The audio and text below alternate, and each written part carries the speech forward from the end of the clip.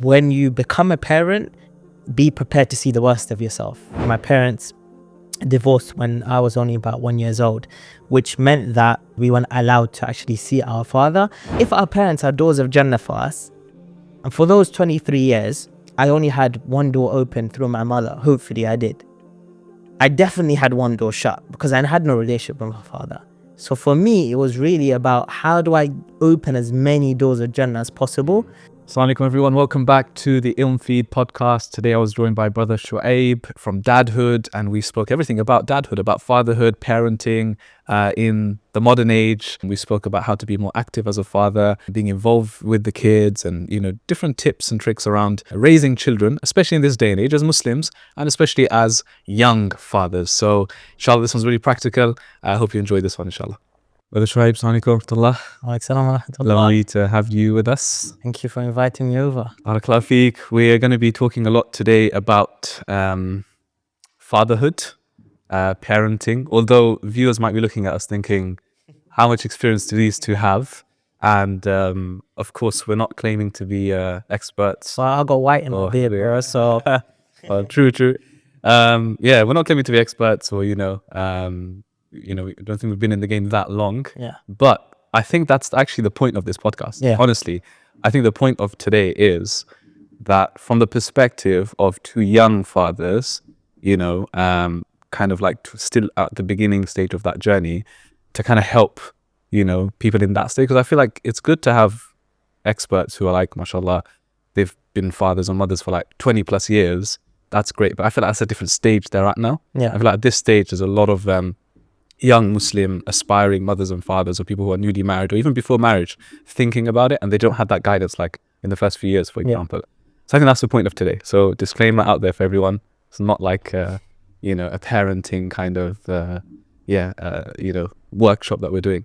But no, lovely to have you with us. I know you do, of course, a lot of work around particularly fatherhood. So it's Dadhood is the initiative that you've got running, mashallah. Which is great, I think. And I do want to we're going to talk a lot about fatherhood and all of that, inshallah, and active parenting and all of that. But before we get into it, put you on the spot a little bit, and that is, when you think of fatherhood or even parenting in general, what's the first quote, or it doesn't have to be an Islamic thing. It could be like a hadith or general quote, or even a piece of advice, anything. That's the first thing that comes to your mind, like that really strikes you and has helped you. That's it's quite interesting. I've never been asked that before. Yeah. That's why you're the host. That's why you're mashallah one of the best hosts, because you come up with these things. What comes to my mind when I hear about fatherhood or parenting? There's a few things running through my mind actually. One is the hadith from the Prophet sallallahu alaihi wasallam, where he tells us that the father is the best or the middle gate to Jannah. Mm-hmm. So that's definitely one thing that stands out, because that's been a big part of my journey of being a father and my relationship with my own father. That hadith has always kind of stood out to me. Okay. But another thing is the example of the prophets is something that comes to mind when you say fatherhood, which is, looking at Ibrahim alayhi salam with his son, look at Nuh alayhi salam with his son, which is two completely different ends of the spectrum, right? Even looking at Yaqub and Yusuf, when you notice these kind of things, I think that stands out a lot to me as well. Interesting. Yeah. I like the prophetic examples, because like you said, and that's the amazing thing about the Quran, I always say it, like, it doesn't just give you the ideal scenario of mashallah, how we think, parent-child, they have a great relationship. Like, it's given you everything, like Nuh alayhi salam, and like you say, Ibrahim with his father. Yeah. And then with his children, it's like two different relationships. So that's a very interesting one. I think the hadith that comes to mind for me when I think of parenting is actually not directly relating to parenting. Okay. But it's where the Prophet says, Kullukum ra'in, every single one of you is a shepherd, and every single one of you is responsible for his or her flock. And I think that does correlate with parenting, because you're thinking as a father, especially as a father, you've got your family, they're under your wing, and you've got to take care of them, and all of these duties that come with it. So ultimately it's responsibility. So when you think of fatherhood, for me anyway, I think of big responsibility. It's one of those things, right, where I'm sure you would agree, it's like marriage, where before marriage you ask someone, do you feel ready to get married? And they're like, is there such thing as feeling ready? And I feel like it's the same with parenting, especially so, because like if you ask me before becoming a father, like, are you ready? I'd be like, no, I'm not ready. It's one of those things that you just got to embrace it, don't you think? No, 100%. I say this to everybody who is kind of thinking about having children. They ask me advice, do you think I'm ready, or when do you think I'll be ready? And there are a few indications, right? Which is, how long have you really kind of spent with your spouse and built that relationship? And do you guys feel like you're at that stage where you can take on another responsibility outside of just trying to bond with each other? So if you feel like you're there, that's one indication. Another indication is maybe just looking at how responsible you feel when it comes to taking care of others, and being responsible over others, and you feel comfortable being in kind of this space of leadership and things like this. So there's a few indications there, but the parenting in of itself, the tarbiyah of the children in of itself, that can't be compared even to taking care of your younger sibling, taking care of your nieces and nephews. There's no comparison. So with that particular thing, you just have to dive into the arena. You kind of just can only learn when you're on the job. It's kind of like an apprenticeship, right? You just learn on the job and get the qualifications as you're going along with the job, right? You can't just do a little bit of a degree and then get the job. It's like, no, when you're a father, you're a mother, you're a parent, you just learn on the job and you build yourself up as you're going along. And of course, you try and reach out to your own family members, people that are older than you, have more experience than you, to help you on the way. But you're right, there's no real training that somebody can go to or go through to prepare them for that. And I always end up telling everybody that, when you become a parent, be prepared to see the worst of yourself, right? Because that arena is going to bring out things inside of you, emotions inside of you, habits and behaviors inside of you that you thought maybe were secrets that you held within yourself, or maybe you didn't even realize that you had, and now those things are starting to be challenged. And you won't see them, you won't be able to maybe address those types of negative flaws in your character prior to having children, because it's only through that arena of parenthood that actually brings it out. So you have to really just get in there and do your best to try and tackle those flaws that come out as you're kind of getting used to becoming a parent. Yeah, it's like, you can read books on parenting. There's a lot out there now, and videos, whatever, TED Talks and things. But yeah, like you said, it is like an apprenticeship. You do have to just go through the motions, make a lot of mistakes. And I don't think you can always compare either necessarily to, like, you look at, okay, my siblings or my relatives, their parents, let me see what they do. I feel like it's like marriage, like every couple, every dynamic is different. And with parenting, like, I know some family members of mine who are the more kind of stricter parents. They want to follow a strict routine and are very rigid about things. And there's others who are like a bit more, let's go with the flow, and all of them work. It just depends on your dynamics, So, I think it's just about learning about you. And like, I guess I should have started with this actually, which is, of course, mashallah, you've got 2 kids. Alhamdulillah, one boy, 1 girl, mashallah. And your eldest is? He's 5 years old. 5, mashallah. And my daughter's 4. Wow. Okay. Time's flying, man. So I've got the one, alhamdulillah, daughter. She's about 2.5, inshallah, going to be 3 soon. So, we're still in that stage of, like, first few years of parenting, mashallah. So, we're going to talk about not just parenting, but like especially again, from the father lens, right? As fathers, as young fathers. So you have on one hand being a father, and then you have on the other hand what we call nowadays like being an active father, being more involved, that kind of thing, right?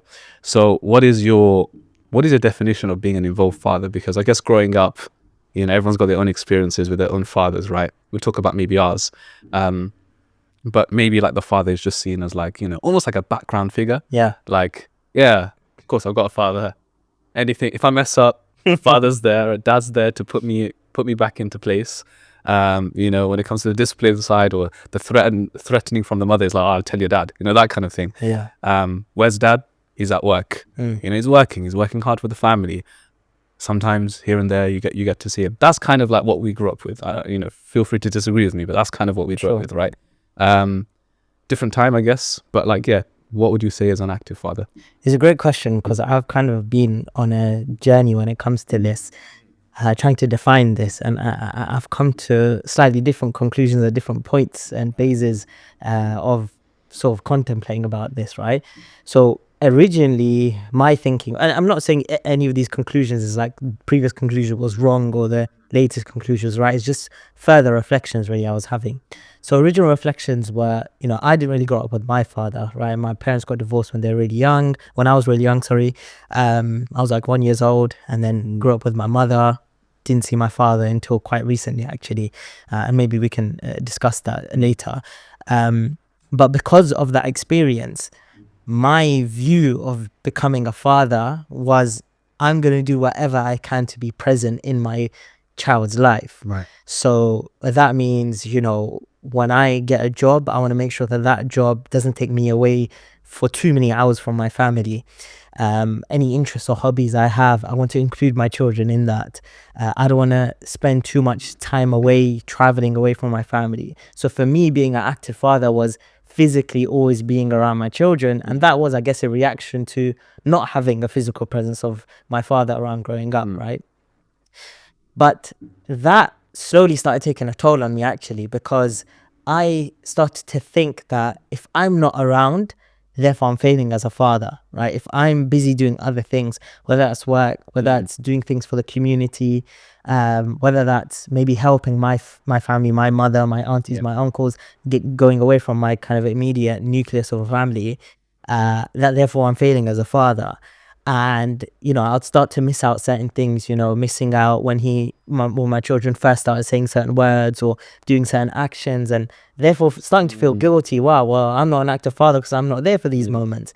So it started taking a toll on me. And from that moment is when I started realizing, actually, I don't have to put that much emphasis on the presence to be an active father. We kind of have to see it a little bit more holistically. Because right now there's a really big trend of fathers being active, which means being present, being there, being available. That's a big trend right now, which is, back in the day, the fathers were kind of separate from the household, and the mother kind of took care of everything and was part of the whole tarbiyah of the child, and the father was kind of just the provider and kind of being this kind of hovering figure over the family, right? But now the trend is, no, we want both parents to be there and be active and changing their nappies and taking the kids out and showing them emotional care and things like that. Like both the mother and father should be like that. And when you have that type of pressure on you as a father, as well as still having to uphold all the other traditional aspects of a father, of being a provider, this can actually start to take a toll. And so what I sort of came to a reflection on is that actually it's a bit more holistic, because when your children actually see you leave the house and go out and provide for them and come back after a long, hard days of work, and they know that you spent that many hours at work, that's actually teaching them what a father does. And that actually gives them a sort of a model of what a father is. So that's actually you being an active, present father. Even though you're physically not there, you're still upholding that responsibility of being a father. Similarly, when it comes to you going out and doing things with the community, if you're going out and you're helping your masjid, you're a volunteer, maybe you're a khatib, maybe you're whatever you do in that capacity for your local community, and you're taking that time out from the family, but the kids know that you're doing that, then that actually gives them a good model of what a man in my household is supposed to do. Similar when it comes to maybe going out to seek knowledge, to go to classes, you're taking time away from your family, from your kids. But if you show it to your kids, like for example, and there's some days that I would spend the whole day going to sit in the classes of some of my sheikhs, and I would get up early in the morning, my kids are awake, and I'd be putting on really smart clothing, putting perfume on, combing my hair, etc. It looks like I'm ready for a big meeting or I'm ready to go to work. And they're like, where are you going? Well, I'm just going to seek knowledge. I'm going to sit with the scholars and learn about the Prophet Muhammad sallallahu alaihi wasallam, learn about Allah subhanahu wa ta'ala. And it clicks in them, okay, if dad is taking that seriously, we should maybe take that seriously as well. It's kind of setting that tone for them. And that's your responsibility as a father as well, is to set these kind of principles in their mind. So point being is that I thought actually I have to be really there all the time and be there with my children all the time. And then I slowly came to a realization that actually that's not always the best thing. Sometimes it is good for my children to see that I'm outside doing things, as long as they know that that's important and I'm doing that, and that's part of me being a dad and me being a father, that even if I'm separate from them, they see that as a positive thing. Yeah, you know what? That's a really well-rounded summary. Honestly, I think it's very fair, like everything you've said. I think it's not too like on one side saying father always needs to be there, at the same time, you know, taking away from the responsibilities he has. But yeah, I think it's striking that balance. I remember before I became a father, one of my very, very close friends, he said to me, I remember just speaking to him on the phone, because mashallah, he had, you know, he became a father at a very young age. So I think he was already like 10, 12 plus years as a father already by that point. So he was, I think one piece of advice he gave to me, he said, look, as a father, sometimes it's not about the amount of time that you're spending with your kids. It's going to be about the quality when you do get that time with them, the quality that you spend with them, and like, you know, what you put into that time, because they're not always going to see you, but when they do, you need to make that memorable. And obviously at the time I wasn't a father, so, you know, I thought it was a good piece of advice. But then you start to, you know, slowly realize the importance of that quality time. And it's true, because, you know, over time you don't want to miss out, because look, honestly, the first couple of years, especially when they're young and they're growing and they're doing the first this, first that, you don't want to miss out on those things. And it is really special to be a part of it, but at the same time you can't stop and pause everything. You know, you've got responsibilities, especially I think from a Muslim point of view. We don't just look at it as I need to go and make money. We're thinking, right, I need to go and we've got work to do, you know. We've got khidmah and so much to give to the community, with what Allah has given us, that, you know, I can't stop this at the same. This is just as important. So no, I think that's a very very, like I said, well-rounded. I think you managed to get everything in there. So yeah, I think balance, right, is key. Just, you know, spending quality time when you have the time, being involved as much as you can. But I think, yeah, as fathers, you know, we've got other responsibilities and pressures and all of these things. And I think just to add, it's also important to kind of make sure everybody feels like they're part of that team, right? Your spouse and your children actually feel like they're part of whatever you're doing, even if you're not there with them. You know, they feel like they're contributing to your success of the money you earn from work. They're contributing to the success of whatever you do when you go out, you leave the home, you serve the community, as well as when you're within the home. You know, they feel like actually he's part of the team. He's here to help the house. He's here to help us become successful. And as soon as you kind of don't inform your spouse of what you're doing, you don't kind of, you know, let your children feel like they're involved in your hobbies or your work or whatever it is, then the team kind of starts to break up a little bit, and that's where you have this phenomenon of a present father that's not present, right? That he's there, he's in the home, but nobody wants to speak to him. He's not speaking to anyone either. That's what can slowly come about. You know, the spouse, you sleep with your spouse every night, but your spouse doesn't feel connected with you. It's about making sure that even if you're away for long periods of time, that you're doing your best as the leader in the family to kind of feel like everybody is contributing towards the success of this family. I was literally discussing this with one of my classes recently. We were talking about, you know, just like marriage and parenting as well, and we were just saying how, you know, having these connections are really important with your spouse, with your children, but at the same time, you know, like you said, so many responsibilities that come with it. But yeah, the active parenting is you know, it's a challenge, I guess, because like I said, you want to be a part of it. Why not? You know, why not share those moments? Like some of the best memories I have already, mashallah, in the first couple of years with my daughter are those small moments. You're playing with her, you see her, you know, you come home and, you know, you're spending time. So it's amazing. But yeah, it's tough being away as well. You know, one of the driving forces you said behind your personal journey of wanting to become more active and involved with your kids was, you said, your relationship with your own father, right? So I'm curious, because I don't actually know the story, and you've mentioned it before to me.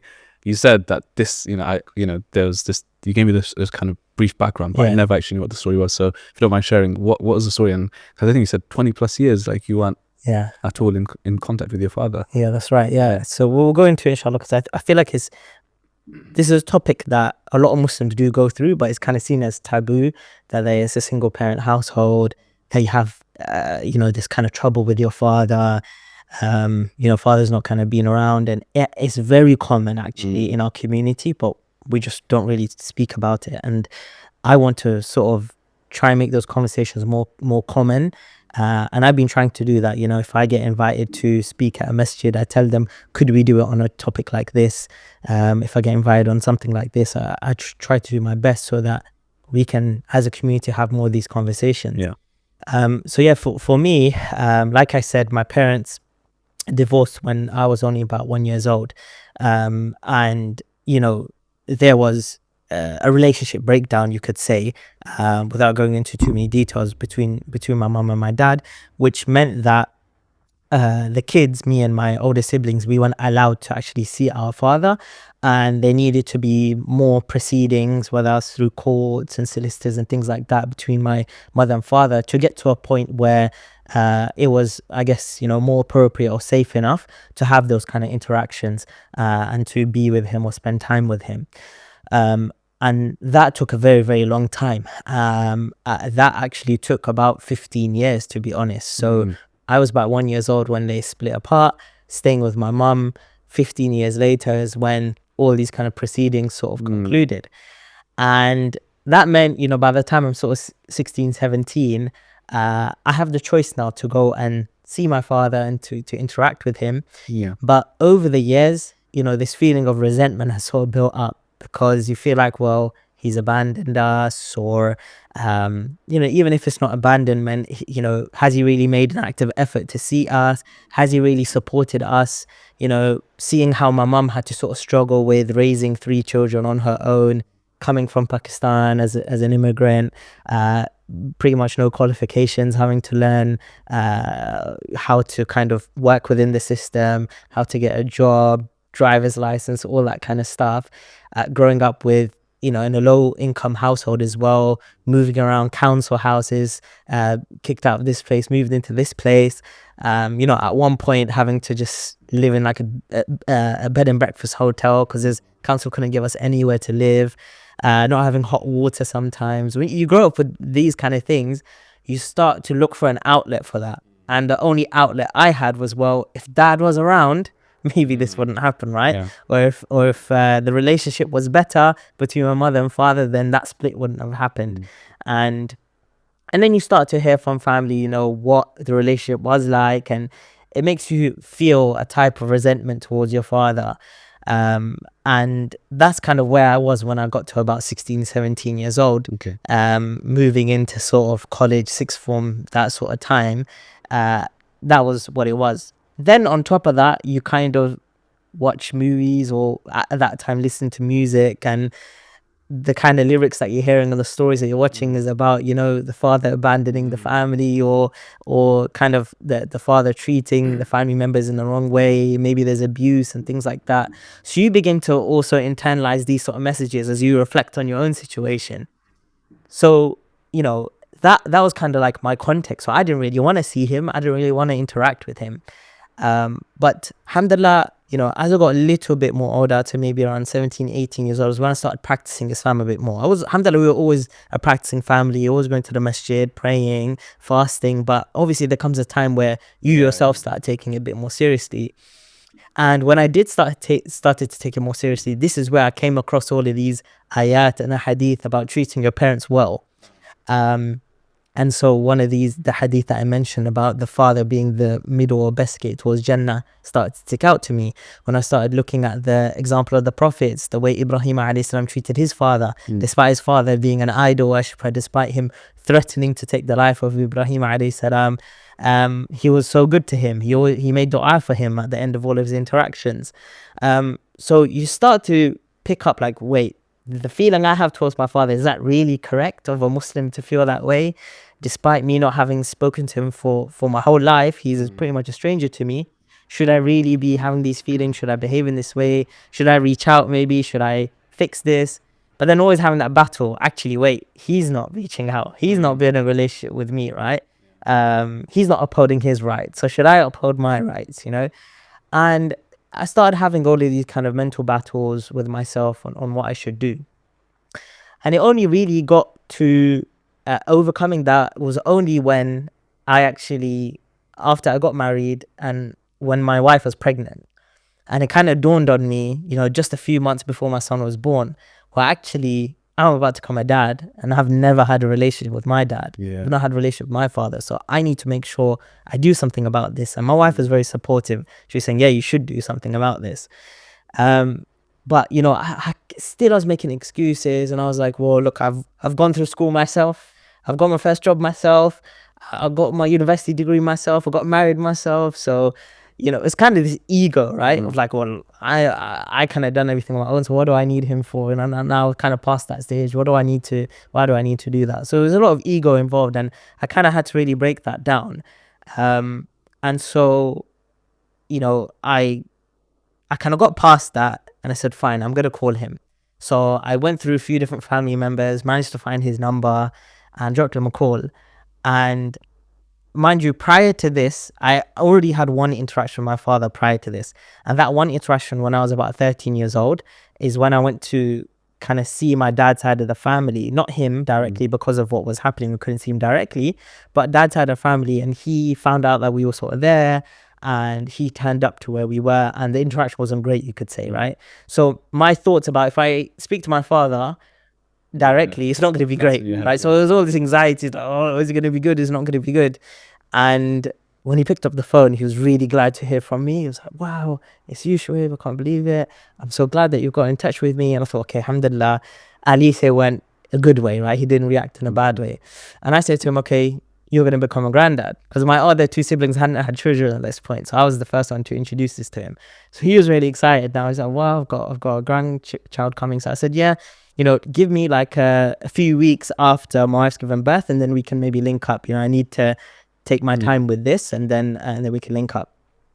Then subhanallah, literally just maybe a week or two before I set the date to go meet my dad for the first time in a proper way, I come across this course that's happening. Okay, there's a sheikh in the UK, is very well known, and he's running a course on adab al-mufrad, particularly when it comes to relationships with parents and children. So I'm like, all right, do you know what? I should take this course, right? Because I'm about to meet my dad for the first time. Hopefully I can get some advice from the sheikh.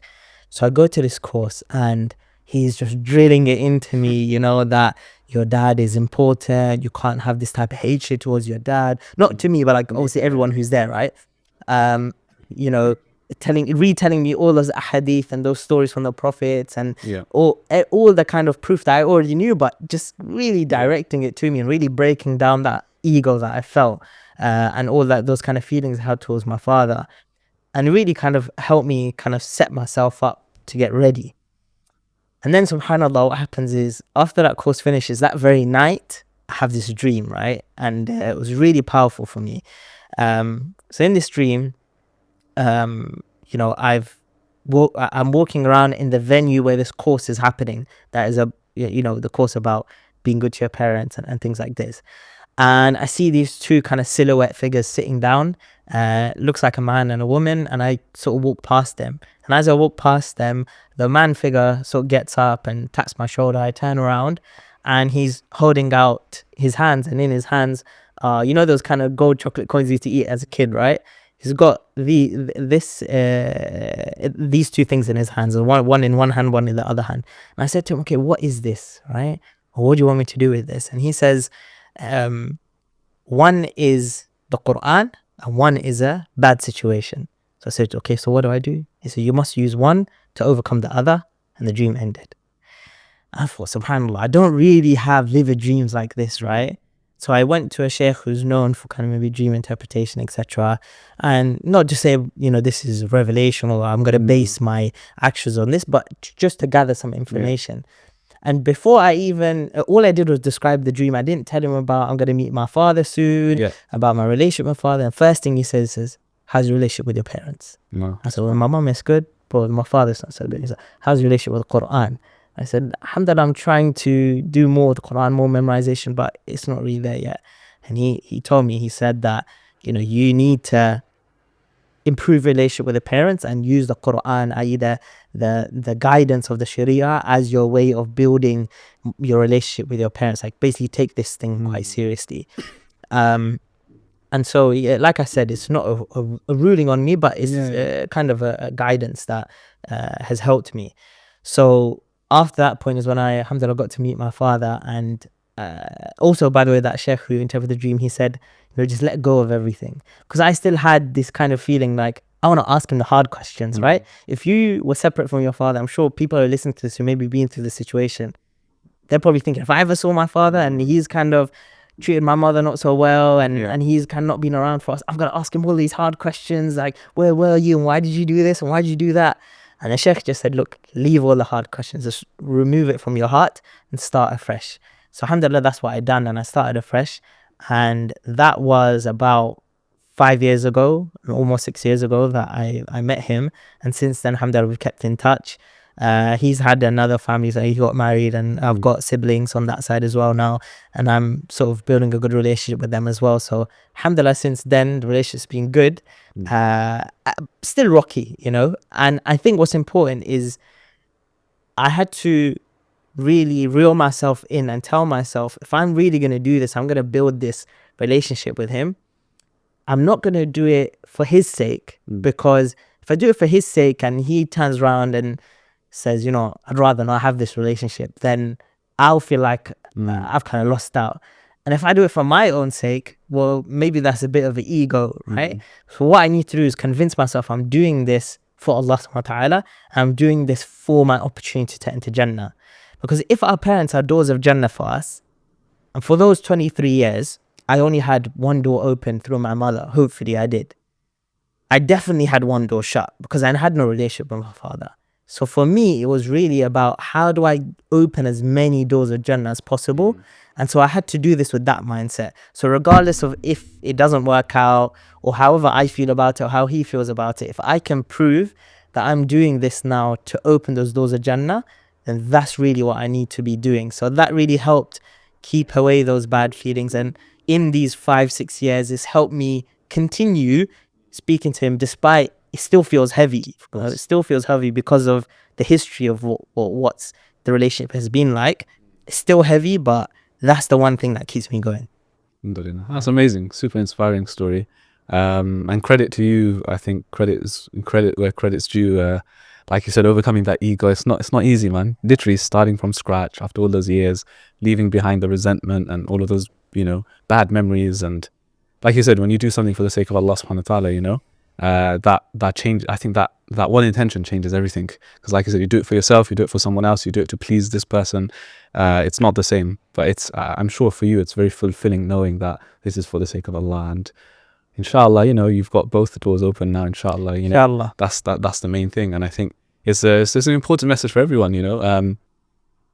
Parents, if you've still got them in your life, then you're fortunate, especially if they've been part of your life from the very beginning. And I'm sure there's many people who have rocky relationships with one of their parents either, or both of them. I think that lesson is really important, is ultimately, yes, there's no one's perfect, but do it for the sake of Allah. Do your duty, as Allah says in the Quran, وَصَاحِبُهُمَا فِي الدُّنْيَا مَعْرُوفًا, accompany them in this dunya with goodness, with kindness. And the context of that verse is just before that. Allah says that unless they say to you, associate partners with God, right, then لَا تُطِعْهُمَا, don't obey them, but at least be good to them, kind to them. So even if it's like on that level, which I'm sure inshallah no one's on that level where they're, your parents are literally turning you away from Islam, don't obey them, right? But that doesn't mean you need to like be bad and disrespectful, right, and mean and harsh towards them. Like, just do your duty. Sometimes you just gotta do your duty for the sake of Allah subhanahu wa ta'ala. So now I think it's really powerful, some powerful lessons we can take from that. I wanna go into some practical things related to, we're talking about as fathers being a little bit more involved and active and things like this, right? So one thing I wanted to ask was just what kind of things you do now as a father in your own journey with your kids. What kind of things do you do to kind of engage them? So you've got one on one side, of course, we said like doing as much as you can, spending that quality time with them, and there's other times where kids want attention, right? Kids, if they could, they would have your attention all day long, right? They'd want you to do things with them all day. It's funny because I still remember who was it? it was your namesake actually. It was Shoaib Sunnah guy, Okay, right? yeah. So he did a video once where I think he said in one of his videos that sometimes I'm doing work and my son comes in Yeah, and he's like, Dad, he wants my attention. And sometimes I just like not ignore him in a bad way, but I've given him attention before, so I just let him get on with it. Yeah. Because with kids, sometimes you need to let them get bored. Mm. Like you can't always give them attention. Sometimes you let them get bored. That's when they usually get creative and they end up playing, right? And when I heard that, I was like, that's really interesting. And that's so true now, actually. And now I realize my daughter sometimes so what I had to do with my daughter, right, is I used to have like a desk, right? I used to sit and do my work. And then she used to come and climb and, mess with my stuff, right?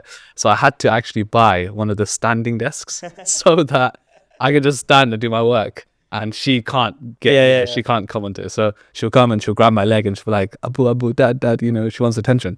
And sometimes I just actually ignore her and say, not now, go and play. And I've realized it works. Like, some, obviously not all the time, but a lot of times she just goes and ends up for the next half an hour, she starts playing. But had I stopped at that point and be like, okay, every single time she asks, okay, what do you want to do? Let's play. It doesn't let them, build that independency and, creativity and all of that. So anyway, I just mentioned that because there's so many ways, of course, of parenting. But yeah, what kind of things are you doing that you found useful with your kids? So one thing is that we're homeschooling our children actually at the moment. So of course they're still very young. It's only really the beginning of their schooling journey. It would have just been this past year that Isa would have been in full-time school, and Sarah from this September would have joined full-time school. But essentially for the past year we've been homeschooling, and so there's a lot that goes into that basically. I mean, my wife takes the majority of the homeschooling. I do a very small amount because obviously I'm working, and she's not. And in that, we kind of take the approach. There's a few different approaches when it comes to homeschooling. One is called unschooling, which is like you literally don't follow any sort of curriculum. And everything's pretty much learning through play. There's no strict timetable. Nothing is pretty much set in stone. You kind of just let your kids get along with it, and there's a little bit of guidance of making sure there's certain toys there, or there's certain activities out for them to do. And then you have the complete opposite end, which is we want to do exactly what school is doing, but we want to do it at home. So we have a timetable, we have the workbooks, we have the textbooks, we have the PowerPoint presentations, we have all of that kind of stuff. And anything they do in school, that's where essentially they teach and they're the students, right? We've kind of taken a middle approach between the two, which is we have certain subjects we want them to do. We want them to do English, we want them to do maths, reading, writing, a little bit of science, and then general kind of Islamic, tarbiyah, Arabic, Quran, etc. So we have subjects in mind, we have certain goals in mind for those subjects, but we don't create a very strict timetable, and we have like a wider range of activities. So if we find that on that particular day the kids don't feel like doing work on paper, but they're a bit more frustrated, they want to get out, then we're okay to kind of switch that and go outside and maybe do the learning outside. So maybe this time reading is more about going out and reading the signs outside in the park or on the road, not sitting there with a book or something like this. But yeah, generally reading is a big thing in our household. We have bookshelves in like 2 different living rooms that are full of kids' books and adult books. So the kids feel like this is something we do as a family. We do read. And they do see us read as well, so that helps. So that's kind of like education wise, and then play wise, we try to have a lot more, you could say, hands-on sort of thing. So Play-Dohs, we have craft building. So we have like a little cupboard that has like glues and scissors and cardboard and paper, and they can go in there and make what they want. And then we still do have some screen time as well. So don't have a TV per se in the house, but we have laptops and tablets. And so we give them some time to enjoy some screen time. We put things on that we feel like are appropriate for them. We try to make it as beneficial as possible. So yeah, these are a couple of different things that we do essentially. Interesting. How are you finding the whole homeschooling experience? Because obviously it's a challenge. In one sense, of course, it's great, alhamdulillah. you know, for the kids to be at home and safe space and all of that. I think on the other hand, it can be challenging in the sense that obviously you're investing a lot of time into this, right? Yeah. As parents, like I said, mashallah, if your wife's taking on a lot of that, it has to be one or the other, right? You can't be both of you putting everything in. So takes up a lot of time. What about the one question I'm curious about is, you know, like the kind, you could say anyway, you could argue that they're missing the kind of social side, like, you know, with other kids, and that kind of does help kids a lot, you know, the social side, and then building those relationships and that confidence and so on. How can you like overcome that? This is something we get all the time, because my mom is a teacher and my wife's mom is a teacher as well. Okay. So they're very much like, send them to school, right? And we're just like, and then on the other end, they come back to us like every other day. How'd your day go? School is so bad. They don't have resources. They were like, see, this is why we want to homeschool, right? So yeah, this is one of the main thing that always comes up, is like, how do you make sure your children have socialization? There's a few different approaches to this. One is, you know, maybe a controversial statement, but maybe kids don't need that type of socialization, right? If socialization is about understanding how society works and how to behave with other people, in what other scenario do you have a time in society where you're always with people of the same age group within kind of one class, you know, and talking about those kind of things?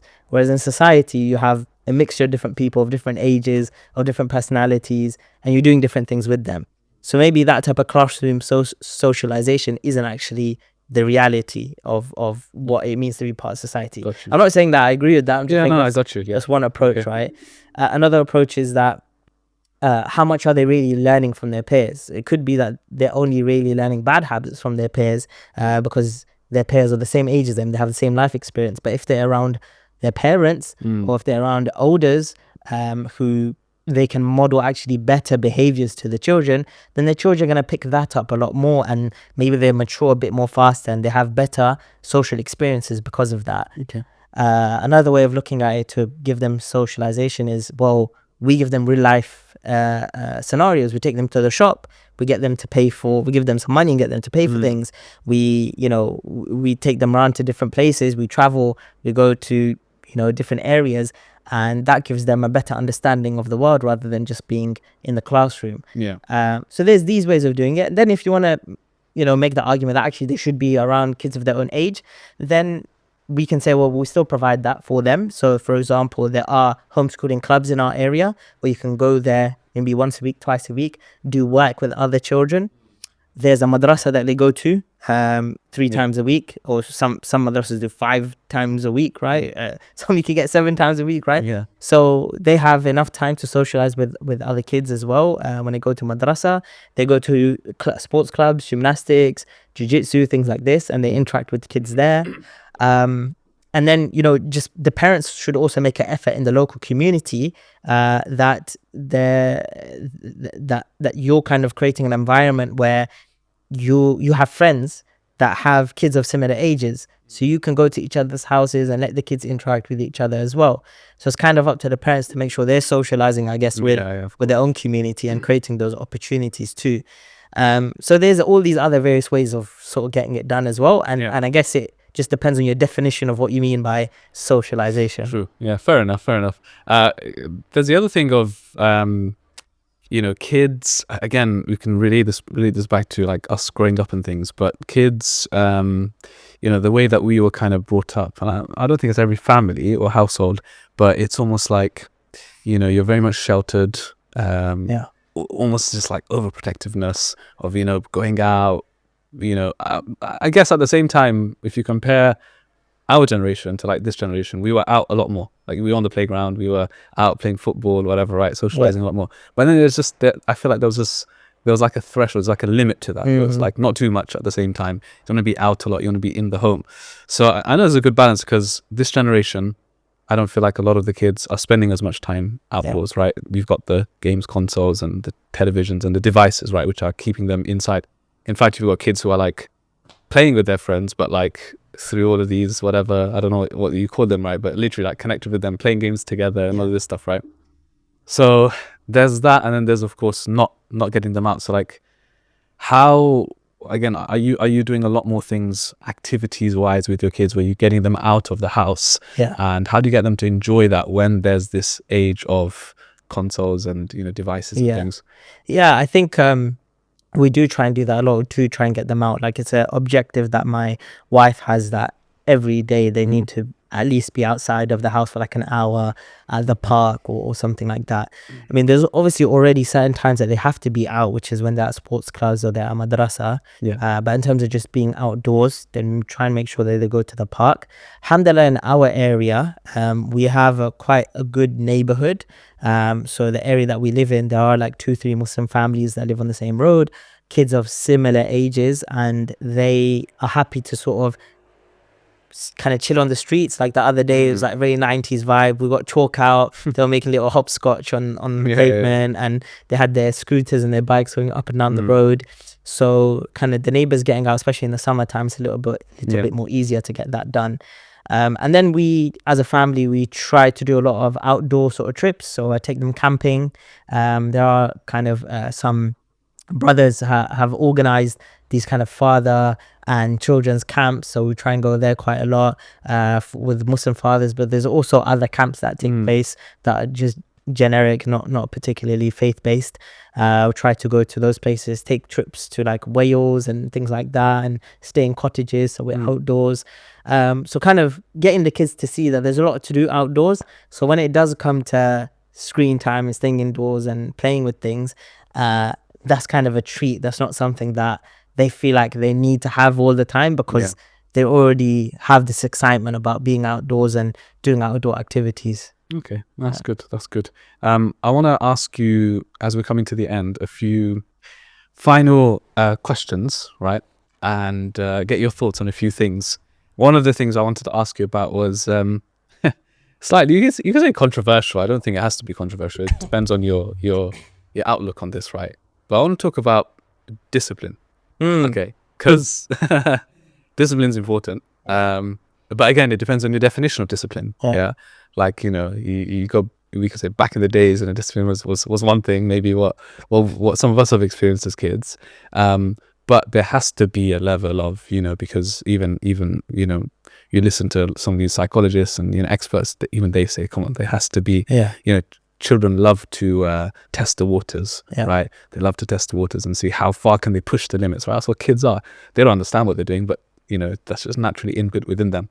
Obviously, as parents now, you don't want to be so kind of laid back and let them test the waters, and then, you know, they're out of control now. You got out and you can't even control the kids. And at the same time, you know, you don't want to be like harsh and constantly yelling at them, you know, physically disciplining them. But like, so what is your definition of discipline, and what's a healthy balance around that with kids?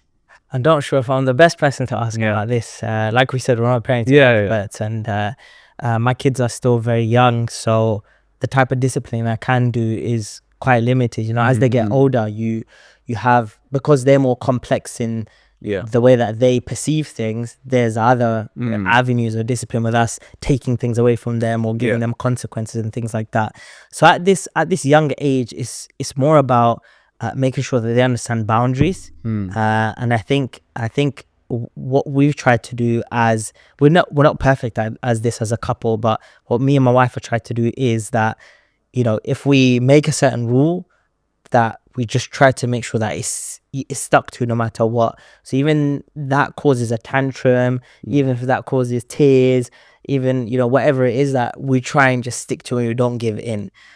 Because at this age, if they understand these are the boundaries that my parents have put in place, then as they get older, they know that they can't really test us in that way. They know that my parents are strict when it comes to certain boundaries. So yeah, it's just about being consistent. So if you said, for example, you know, okay, you know, my son's name's Isa, after 10 minutes, I want you to stop watching that show, right? And then, you know, he gives you a bit at the end of 10 minutes, oh, just 5 more minutes, blah, blah, blah. If you start giving into that regularly, okay, once or twice, if he says that, and, you know, he's had good behavior and whatnot, you might let it off. But if you regularly give into that, then you know he can sort of push that boundary. So now the opportunity for discipline becomes less and less over time. But if you are strict with that, you say, no, I said 10 minutes, 10 minutes means 10 minutes. You have to turn it off now. then they realize, actually, I can't keep pushing that all the time. And they don't want to. It takes too much energy for them to always be pushing that when they know my parents are strict about this. Usually when people say discipline, they think hand, face, slap, right? Which is obviously something that the religion doesn't promote. From the example of the Prophet ﷺ, it's reported that he never hit anybody, especially when it comes to examples of what he did with children, that he's very soft with them, he was very playful with them. So there were never any reports of him doing anything like this to his own children or to anybody else. And so you kind of already, you have a bar when it comes to disciplines. Actually, I can't go that far. I have to sort of keep it here. But that doesn't mean you should be too soft. Like I said, we have to, as parents, be quite stern when it comes to our own boundaries, to make sure our children feel like, okay, these are the set ways in which we should be operating in. And yeah, so like I said, the way that we do it is just sticking to it as much as possible. We do have consequences as well, and reward systems. So we don't do this as much now as they're getting to like 4 or 5 years old, but when they're a little bit younger, like 2, 3, we used to do a sticker system. So if they managed to do certain things right, they'd get certain stickers for those things, and if they didn't manage to do it, they wouldn't get a sticker. So for them, it was like, I want to collect as many stickers as I can, right? So there's a way of doing kind of a reward and consequence system. Other things is, giving them some sort of timeout. So there's, looking into this from child psychologists, there's a few different approaches that they take. One is, you don't call it a naughty corner, is what some say. So you don't want them to feel like they are considered, that they feel like you're telling them you're naughty. Rather, some of the child psychologists say, if you're going to get them to have a timeout, you tell them this is a calm down corner, or it's a calm down step, not a naughty step or a naughty corner. And so they realize that, okay, they associate that with, I'm too excited, or my behavior is too much, I need to calm down now.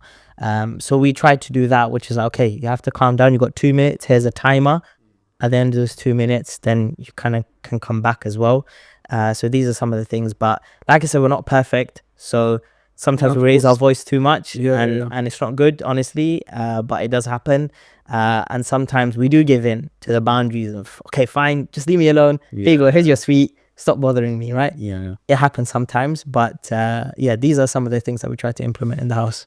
It's interesting. There's so many things to consider. Like you said, none of us are model parents. We sometimes we give in. I've given in so many times to my daughter.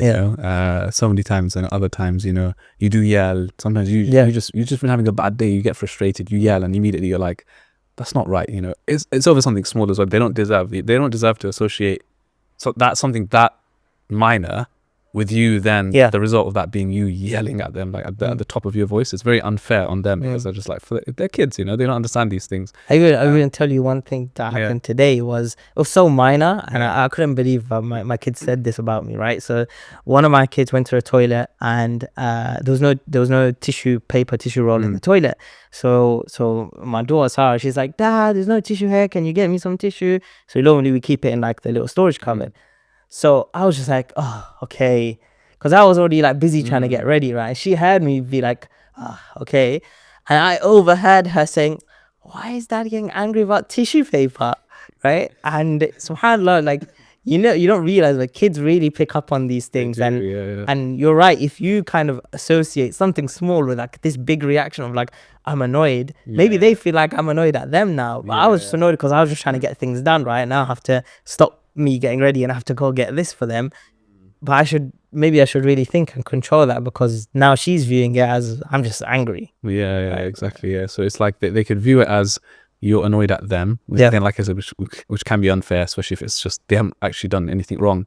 Or it could even be even worse, which is that they start to develop that, like, over time, if they see you constantly getting frustrated at small things, then they're going to mirror that. Like, they will start yelling if they want something. So it's a tough one, but I think it's there's so many things to think about, so many layers to it when it comes to discipline and things like that. Like you said, our religion teaches you don't leave a mark, don't hit, like things like this. At the same time, you want to have like some scholars, they said that it was almost symbolic, in the sense that discipline was symbolic. Like, they know that there's a chance you might give them a smack on the bottom, right? You know, like even in the Western world, it's like smack on the bottom is like, you know, it's like a tap on the, it's symbolic, right?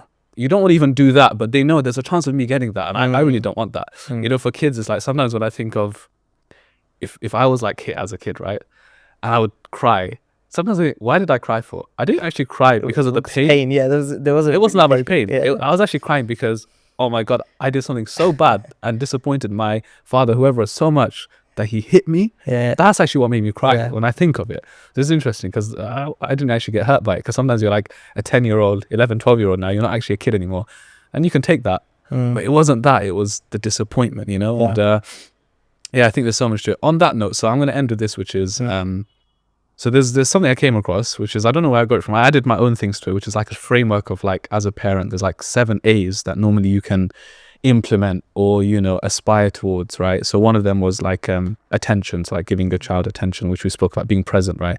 Like, you don't want the memory of your child to be, my dad was always on his phone, or he was always watching TV, you know, which can be. So give attention where you can. Another one was like appreciation, so, or affirmation, you know, like words of affirmation and things, like we said, even in a marriage. But then there's one interesting one, which is affection, right? Again, the father isn't usually seen as the affectionate one, right? Which is interesting. Again, like, you know, maybe from many of, you know, the viewers' examples, they would think with their own father, it wasn't like, and it might be a cultural thing as well. It's like this masculine thing of like, no, the father's not the one that's kissing and hugging and, you know, approving all the time. It's a bit more distant, right? It's a bit more like, it's never good enough, right? How important is affection? Because again, you link it to our example, the Prophet ﷺ, you know, there's that famous hadith of the man who saw the Prophet ﷺ, you know, kissing his grandchildren, and he was like, well, I've got 10 kids, I've never kissed any of them in my life, right? And the Prophet was like, what can I do if Allah has taken all mercy out of your heart? Or in another narration, it says, Man la yarham la yurham, you know, the one who shows no mercy will receive no mercy from Allah. So clearly the Prophet is linking this affection, for especially for children, to rahmah, to mercy, right? This is a form of mercy, and he was the best example of that. And of course, we know there's numerous benefits of showing affection, especially to a child, right? And it gives them that self-esteem and so many other benefits. But yeah, just from your experience, from a father's perspective, not from a father's perspective, affection towards children. Oh, so important, man, honestly. And alhamdulillah, I think Allah subhanahu wa ta'ala has given me the ability to kind of, for it to just come naturally to me. Maybe there's other fathers or men out there that it takes a little bit more for them to consciously think about. Because it could be, again, from their experiences, right, that they find it difficult now. Exactly. Yeah, it could be from their own childhood traumas or whatever it may be, or maybe they just don't have that natural disposition to be overly affectionate. Alhamdulillah, Allah subhanahu wa ta'ala has made that easy for me, and from the moment my children were born, I was very affectionate towards them, always hugging them, always kissing them, being very silly around them, playing with them, etc. And I find that they really love that. So subhanAllah, you know, one of these camps that I was saying that I went to, was organized by some Muslim brothers. They did a really interesting exercise, which is, they said, okay, you have to sit with your kids, and here's a few questions that you need to basically interview your kids, and they're going to interview you. Okay. And even at that age, when I took Isa, this was last year, so he must have been 4 years old. And one of the questions was, you know, what would you like your father to do more of? Okay. And he was quite interested. He said, I want you to be more silly, right? And I think what that basically means in his head is that he wants me to be even more playful and even more affectionate and whatnot. So the kids actually do see this, and they do realize this, and they do love it. And that's what he wanted more of from me. And so I've been a lot more, you know, affectionate and things like that. So I think it's really, really important. I think it does not take away from your manhood. In fact, I think this is part of you being a man, is that you know how to switch that side of you on and how to switch it off. Just because you're affectionate to your children doesn't mean that now you're a soft man, and when it comes to times where you have to be harder, be more disciplined, be more firm, be more aggressive, that you can't do those things because you're affectionate towards your children. I think that's a very black and white way of looking at it. And sometimes, like you said, those people who kind of get pushed into these kind of narratives of being a man is only about being kind of firm and harsh and disciplined, that the more you do of that, the more it's then going to take away from your affectionate side. And when it comes to these, if there's certain brothers that are taking on those kind of traits, by the time they become fathers and they have children, I feel afraid that they're going to lose out on that kind of bond with their children, if that's what they feel like a father is, or that's what they feel like a man is. So I really think this is part of your manhood. It's part of you balancing your character. When you're out of the home, you can put on that ability to be disciplined, to be firm, and whatever you need to deal with when it comes to being at work or being outside the home. And when you're inside the home, that you can be a bit more playful with your spouse, with your children. You can let down your guard, and that's what the home is about, right? It's a place where the man can come home and he can feel like he can let his guard down, because this is where he can chill out and he can be silly and he can be affectionate and playful. So definitely I think is important. Alhamdulillah, comes natural to me, and I feel like this is something that brothers should do their best to focus on, and it doesn't take away from your manhood. Yeah, exactly. And it's so interesting, because the last 2 A's of this 7 A's framework I was talking about was authority and then amusement. So it's like almost two opposite ends, but you need both. So it's like authority we spoke about, which is like the discipline or the boundaries, right? So you need to have, especially as a man, you need to have the authority. A father figure needs to be looked at as, not that we're always scared of him, like there's, I think, dad's coming home now. So it's like, we can't be ourselves, like it shouldn't be. I think that's unhealthy, right? It's like, dad's coming home. Yeah, we're excited dad's coming home. But at the same time, we know, okay, there's certain, that we're not going to push a certain boundary. But then on the other hand, the last one is amusement, which I think is, like you said, so important, that you got to be silly. Like, mashallah, your son said he wants you to be more silly, silly, playful, like literally a different version of yourself at home. Like, I think that's so important with your spouse and with your children. Like if people were to see us, they'd be like, oh my God, what is wrong with it? Literally, when you think about it, right? When I think of like the voices that I put on and the things that I do, like, it's so silly, but who cares, man? This is my daughter. Like, this is what she's going to remember. Like, she's going to remember the smiles, the laughter, the good memories. Like, when I think of my dad, he played, he was there, we had a good time, even if he was always there. When he did come home, it was a blast, Why not? That's such a amazing example. Like you said, the Prophet, those are the memories that his grandchildren would have had of him, right? If you ask them, like, we used to grab us in the masjid, put us on his shoulder, play with us, It's so, and that's actually what lets the authority side actually work. Because otherwise it becomes, you're not just, you're this figure that's trying to overpower everybody, rather than you're just setting the guidelines of the household. For them to see these guidelines can actually work, and we can actually feel safe in your hands as the father and as the husband. You have to show them the other side, that you can be soft and you can be playful and you can be affectionate, because they realize, okay, this person isn't always just this serious, harsh person that I feel afraid of when I'm around. Actually, he is a soft person, but when he has guidelines, he has guidelines. When he has something that needs to be done, he gets it done. And so now they can actually see the balance. But if they don't see that side of things, then all they view you is harsh, and then that just doesn't help them actually bond with you and connect with you. And that's so true, because I feel like over harshness or not having the softer side, what it then does is they do things out of fear of you. So you're there, you're around, okay, they won't mess about now. They won't go out of line, right? But that actually creates, what I found, some kind of rebellion within them. But as they get older, right, and you're not around, they'll muck about because they're like, I didn't get that chance, right? So it's like they only did it because of fear, but they're not genuinely because they respected you and loved you. And I think you're right. When they see the balance of both sides, they're like, okay, we genuinely love this guy and respect him because he shows us that love in return. But we know not to mess about as well. And that has a long-term, I think, definitely has a long-term impact on them. Whereas the rebellion, I think it comes from that over strictness and, just we followed the rules our whole lives. Now we're a bit free.